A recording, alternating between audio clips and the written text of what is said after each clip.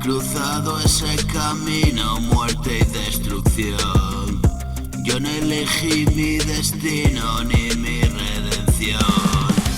Acosado por las sombras en el callejón, vi cruzar una paloma y donde se posó un sueño profundo del que nunca despertó. La siniestra suerte, la muerte que le alcanzó. He venido a verte, un mundo esperándonos. Por favor, detente, nuestro tiempo se acabó.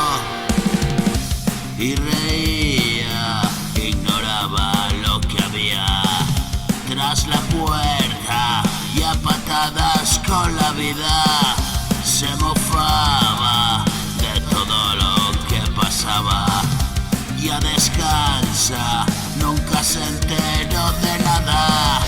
Qué pena tan grande descubrir que no has hecho nada y morir.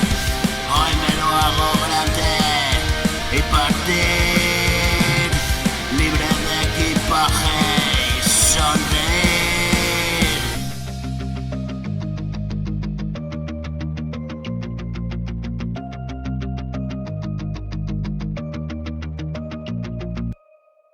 Su recuerdo ahora me despierta. Cada noche viene y me atormenta.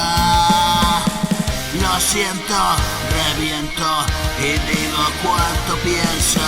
Pasamos 2 días y la mitad durmiendo.